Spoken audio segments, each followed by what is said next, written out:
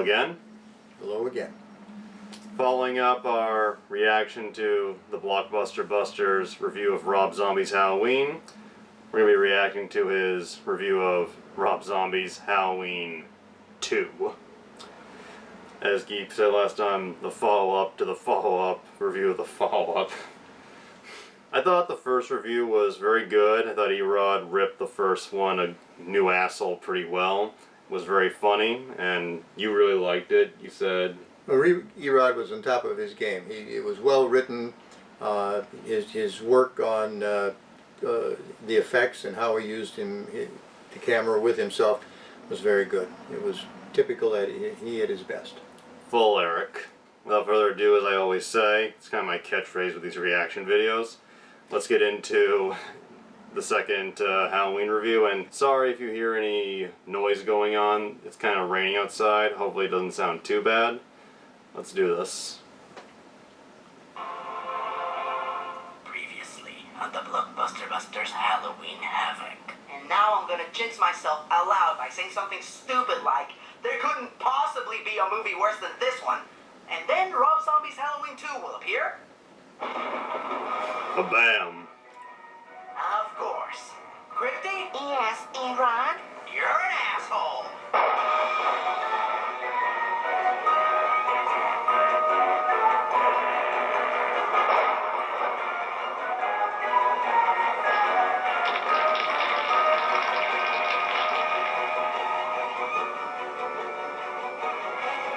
Always love the Halloween Havocs.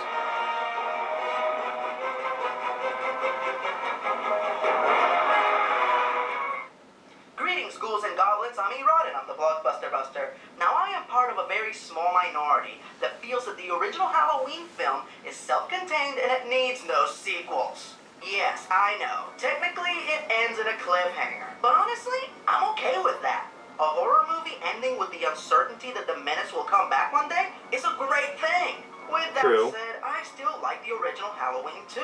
It may not be as good as the first one, but it concluded the series efficiently, with Michael and Dr. Loomis dying at the end. So why the fuck did they make so many sequels after that? I will never know. Money. Freddy and Jason, I totally get it. They're supernatural beings. But Michael Myers is just a regular guy. Him miraculously coming back from the dead is just silly, and it's insulting to the original film. And talking about things that are insulting to the original film, then there's this movie. This is it, folks. This is the one that made even hardcore Rob Zombie fans turn on him. This is the one that even people who really enjoyed his remake of the first movie completely and utterly hate. What's so horrible about it? Well, let's begrudgingly find out. So just like the original Halloween 2, this movie begins where the last one left off, with a physically and mentally scarred Laurie Strode being taken to the hospital. The main difference here is that in the original, Michael's body had gone missing. All the while, here he gets picked up by an ambulance. You gotta look at the naked chick. I'm just saying. She still look good to me. Nice old titties are hanging out. Come on, that's disgusting. Stop it. I got wood just locking her up. Stop. Shut up. 3 minutes. You couldn't go more than 3 minutes without showing some horrifically perverted asshole. Hey, what's the difference between jam and jelly? I don't know. What? You can't jelly your cock up the dead girl's ass. You know, to a degree, it makes absolute perfect sense that these are the two assholes responsible for taking Michael Myers to the hospital so he can get patched up and sent back on his merry way to continue his killing spree. You're like, cow! Cow! Must be friends with the doctor from Friday the 13th, the final chapter. They hit a cow? That's so random. Can you Deus Ex Machina in the first act? Apparently. Well, at least it can't get any more ridiculous than this. What? Michael is okay. He just got shot several times. One of these times he got shot in the face. He was just in a car crash. He should be dead or in a coma. But instead he has the strength to get out of the wreckage, kill the surviving EMT, and walk back into town? Congratulations, Rob Zombie. In less than 20 minutes, you have already exceeded your bullshit limit. It usually takes Michael Bay between 30 minutes to an hour to This man is a genius. So apparently, the impervious Michael Myers heads into town. Did I just see Sherry Moon Zombie standing in the middle of the road with a white horse? Nah, no way. I've probably been hitting the candy corn M&Ms a little too hard lately. Because there is no way that Rob Zombie would stick a pointless ghost in a Halloween movie. That would be almost as retarded as them making a Napoleon Dynamite cartoon 5 years after Napoleon Dynamite's popularity has died down. That was a thing.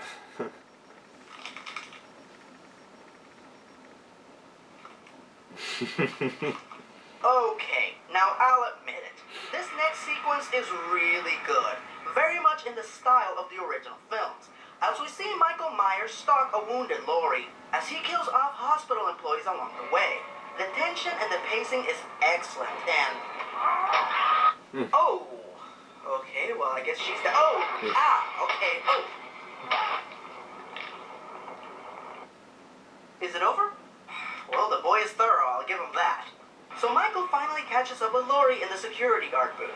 Holy shit! How is Laurie gonna get out of this one?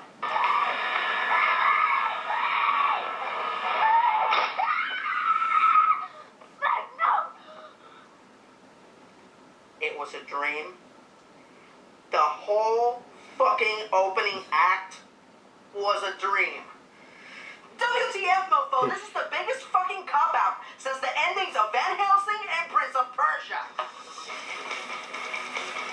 A wrench? Cat in the Hat. Let's see, where was I? Oh, yeah. So we fast forward 2 years later, and since most of the original movie takes place on the same night at the hospital, we can safely assume that from this point on, Rob Zombie's taking the franchise in his own direction. If you felt a sudden wave of nausea when I said that, then believe me, I feel your pain. So we find Laurie now living with Sheriff Brackett and his daughter Annie, who survived Michael's original attack. Here, we find that the whole experience has forced Laurie to evolve as a character. And frankly, she is a billion times more likable and relatable in this movie, making her far more similar to the original Laurie Strode, played by Jamie Lee Curtis. This is great! Now the three main characters are a far better match to their classic counterparts. Hello? Yes, hello, darling. No, how are you? Hello? Just for bringing the media horror Look at the aspect. It's the wrong photograph. I mean, this is old Loomis. This is new. Dr. Loomis used his involvement with the original Halloween massacre to make himself famous? But Dr. Loomis is good, and he's noble. He is the great hero of the Halloween saga. He would lay down his life in a heartbeat in order to protect... Well, I'm not going in there until you go get me a cup of PG Tips with a splash of milk, and I want it sizzling hot. Oh, fuck you, Rob Zombie. Since the authorities haven't been able to produce a body, do you think Michael's alive or dead? Will he kill again? Here we go again. Look, let me make things nice and sparkling clear. Michael Myers is fucking dead. Wait, don't show Michael's face. Never show Michael's face. Wait a minute. The Sherry Moon ghost is real? I thought it was part of Laurie's dream. So is Laurie still dreaming? And if so, why would she dream of Sherry Moon Zombie? I mean, she never met her. And Sherry Moon committed suicide while Laurie was still a baby. I mean, Actually, a pretty good scene. it just doesn't make any sense. I just... She can't take it. She's gonna blow. Brain So Factory. Michael is taking a quiet stroll down an open field when he is suddenly accosted by a couple of hillbillies for no apparent reason. Alright, fuckers, I'll teach you to hit me with a baseball bat. Let me get my mask on so I can do some stabbing. After butchering the hillbillies, Michael proceeds to kill their dog and eat it raw.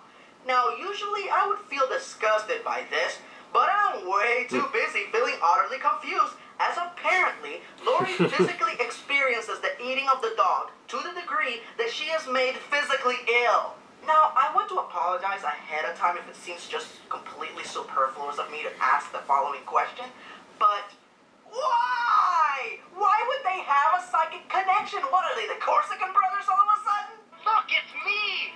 Oh! Cheech and Chong. Like its prequel, this movie also has a scene in a strip club. But unlike its prequel, this scene has absolutely no bearing on the plot whatsoever. Michael Myers is in a strip club just cause. This man should write the book on filmmaking. After a few more scenes that further bastardize the character of Samuel Loomis, we find out that Doc Sellout is on the verge of releasing a tell-all book detailing the events of the Halloween massacre. Sheriff Brackett is deeply concerned that Laurie will read the book and find out that she is actually Michael Myers' biological sister. Matters are made worse when Loomis promotes the book on TV, on a talk show hosted by Chris Hardwick and Weird Al Yankovic? Come on, guys. This is the movie that you decided to do a cameo on? Chris Hardwick, man, you're awesome. You defeated the Doctor Awkward. at bowling. I'm the worst scoring bowlie. It's very depressing. Oh, what? Excuse me? Oh, this is just a thing I have. Very few humans can make that claim. And Weird Al, you're one of my personal heroes, man. You can parody He is. anything. I am now a 7th degree black belt in song parodies.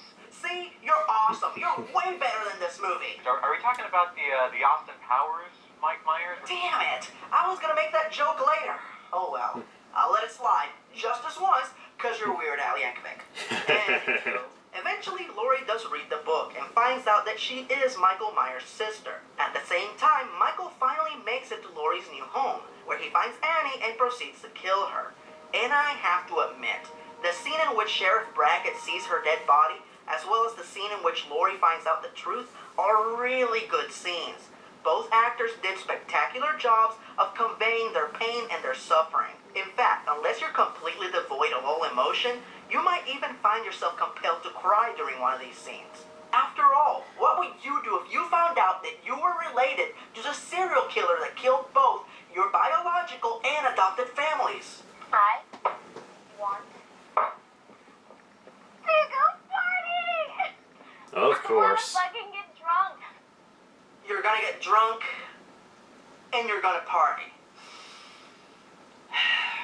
Sorry, for a minute there I forgot what movie I was fucking watching! So Laurie and her pals go to a Halloween party, dressed as the characters from the Rocky Horror Picture Show. And right when you thought this movie couldn't get any more disturbing or weird, Laurie's friend, who is dressed like Tim Curry, goes to have sex with the Wolfman.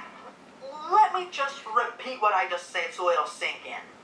This movie has a scene in which Tim Curry goes to have sex with the Wolfman. Let me see if I can Awesome. understand Rob Zombie's resume correctly. He's a rock star, a director, and an author of slash fan fiction. You know what? I'm good here. I don't need to see the rest of the scene. So before I receive mental scars that I'll never heal from, let's cut to Laurie and see what she's doing.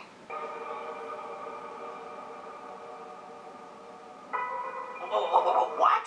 She can see the ghost too? So Laurie's schizophrenic now? Look, schizophrenia is a serious mental condition. It's not an STD. You can't just catch it from somebody who has it just by coming in contact with them. You know what? Fuck it. Or Let's it's just cut to Sheriff Brackett. magic.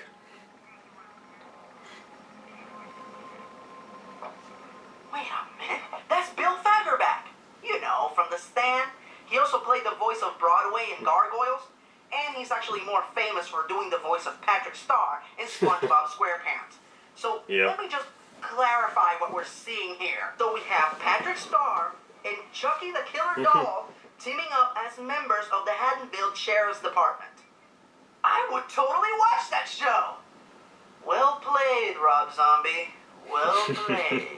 So push comes to shove and Michael and Laurie end up in an abandoned shack together. Hopefully this time he'll actually try to kill her as opposed to just sitting there doing nothing. But don't get your hopes up, folks, because what? Not only can she see and hear them, but she is being held down by Michael's younger self, even though he's not there?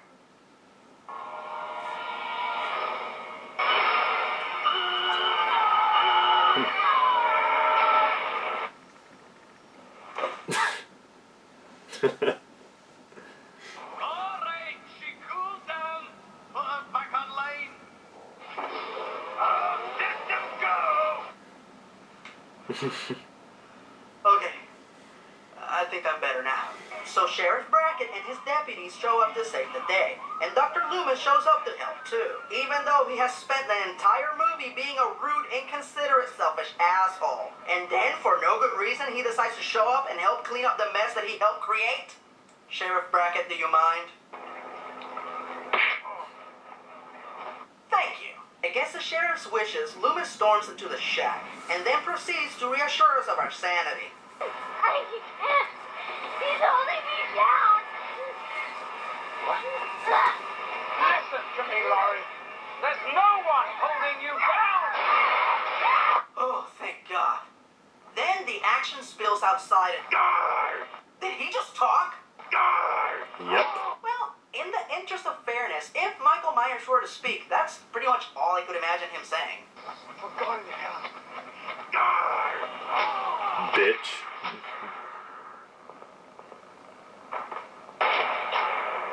On your fire!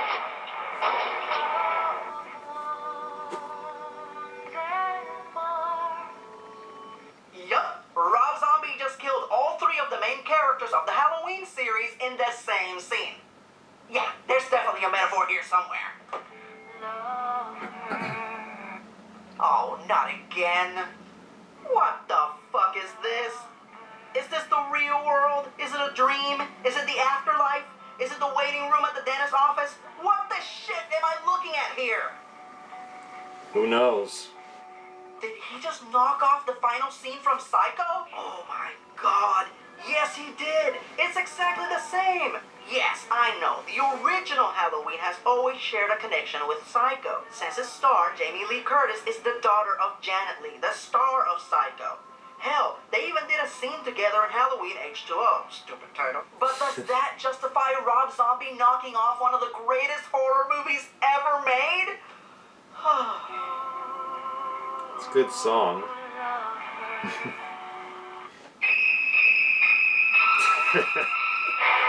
Ugh.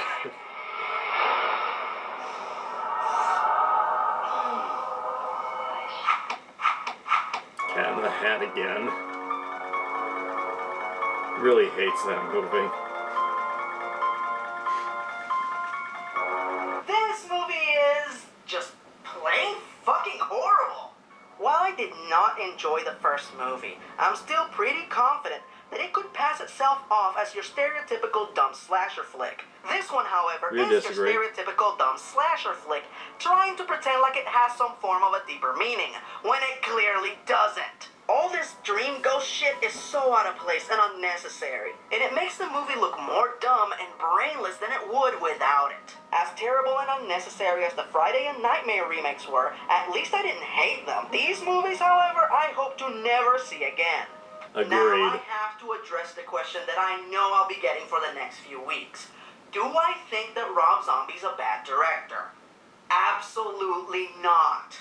The guy shows limitless potential. He has a great taste in actors. He has a vast knowledge of the genre, and he knows how to get great performances from his principal players. But it just seems like he's far more concerned with being a rebel and doing things his own way, as opposed to making a film that is faithful to the original franchise. And for that reason, I feel he should play to his strengths and stick to producing his own original material and stay away from remakes. And he should definitely institute a 1 or 2 douchebag character limit to his movies. Because when every single damn character is a perverted douche, it's just way too distracting and annoying. And it takes away from the very few good elements that these movies have.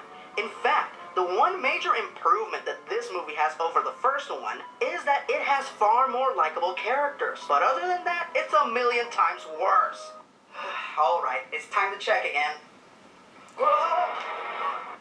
Oh, damn. That looks terribly heavy, ERod. Do you want to give up? Never. Bring on the sparkly pricks. Nothing cheers me up faster Twilight. than some suckheads. Oh, did I forget to mention? I took the liberty of removing all of your weapons from your apartment. So you're going to have to face the latest installment of the Twilight Saga without your powers or your toys.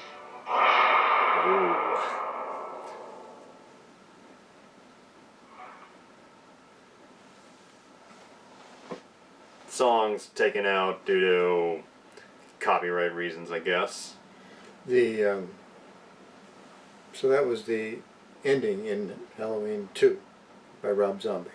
Yeah, doesn't make a single bit of fucking sense, but I actually kind of like it. I mean, I watched the ending on its own, and I think it actually looks, it's edited and shot beautifully.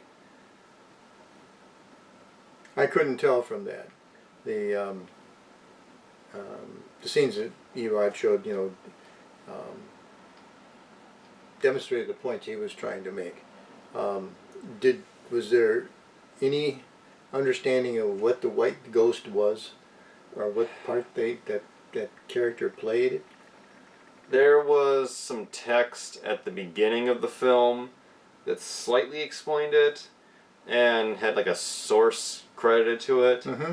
But I think in Count Jacula's review of Halloween 2, he showed that the quote was pretty much made up. Okay. Okay. Trying to figure out what it means is, just like the ending, a headache inducer. For a while, I think they were going to make a third film without Rob Zombie's involvement, but it just never came to be, and now they're releasing a new sequel, rebooting it again to the original John Carpenter movie. And they bring Jamie Lee Curtis back. So we have a Halloween 2 again. And it's this new one, also called Halloween. Like the Thing prequel, I'm not sure how good of an idea that is. Seems kind of stupid, but this new Halloween movie is a direct follow-up to the original film from 40 years ago, and it's going to ignore everything that happened in all the sequels, even the original second one. Do you know if it's going to have like a 40 or 30-year time lapse in the film? Yeah. Oh, okay. And Jamie Lee Curtis is back, and Nick Castle, who played Michael Myers 40 years ago, even he's coming back apparently to play Michael. Oh, Michael Myers on a cane? Okay. I mean, we're kind of getting away from this, but so what are they going to call that one? Halloween 2.0 or? No, they're just calling it Halloween, which could make people think it's another remake. Well, they own the title though. Yeah. So they can do what they want with it. They can make another one. Last thing I'll say is, so we can talk about the review. Yeah. John Carpenter gave this new movie his complete blessing, and although he's not writing or directing it, he is composing the film's music score. Okay, so he's participating then, and all right. So you never know. Anyway, back to this review, because that's what we were watching. Yes. I thought it was a very good review. Pretty funny. The best parts were his reaction to Chris Hardwick and Weird Al Yankovic. Yes. Just like... I don't know if those are the best, but those were funny. Because you're Weird Al. That was just one of the many gags I liked. Yes. I also liked his reaction to Michael going, "Die!" Did he speak? But then he quickly was like, you know what? If he was going to speak, yes, that is what he would say. Yeah. And to his credit, there are 2 or 3 times he gave well dones to the director. So he's always fair. Yes, he is. Unless it's Batman versus Superman. And I loved his imitation of the psycho smile at the end. I'm like, okay, that was actually a little creepy.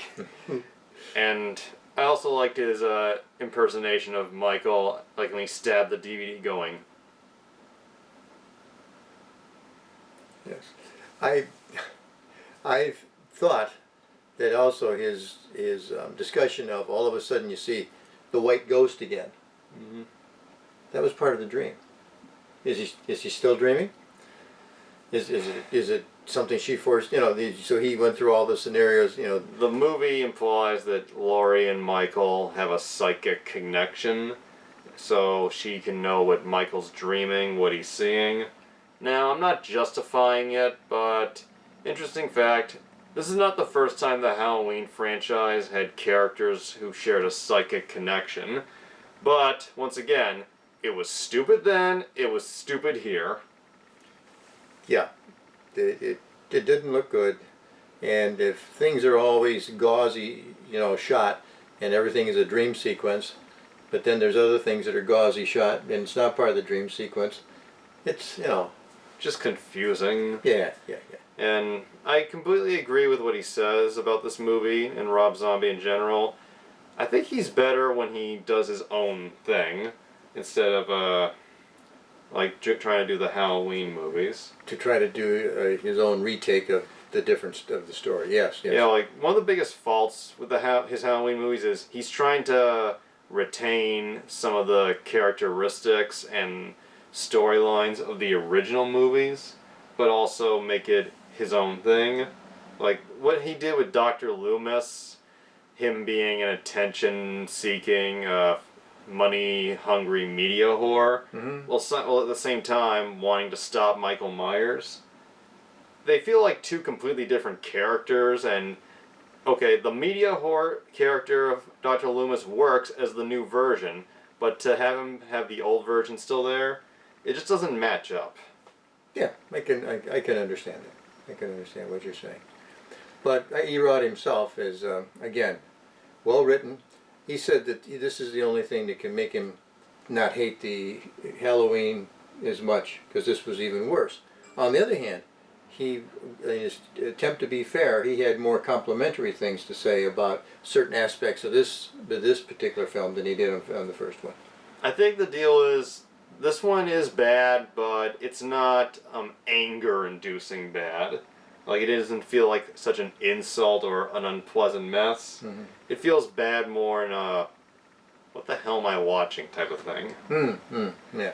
And there weren't as many, the difference as we spoke about previously, that every character in the movie just wasn't a waste and immoral and raunchy and disgusting. There had a few of those characters, but they were balanced out by the normalcy. And I agree. Brad Dourif, he is the best actor in both of these movies. And although I'm not sure how many sheriffs have long, shaggy hair and a ponytail. Going to another reviewer just briefly, when Brad Jones saw Halloween 2 in the theater, he commented, "Brad Dourif looks like no one told him that Deadwood got canceled." Who knows? Maybe he was waiting for that movie to get made, and lo and behold, it is getting made. So, I guess it was a smart move to keep the long hair. I think so. Yes. Yeah, just funny that scene at the dinner table where it's just hanging all around him. The dedication at the end here is to Jamie Lee Curtis and Janet Leigh. All hail the Scream Queens. All hail. And before we ramble on much longer and just keep repeating ourselves, I think this is a good spot to sign off. Good review if you want to see it. Click the link down below, as well as the other links to ERod's other review channels.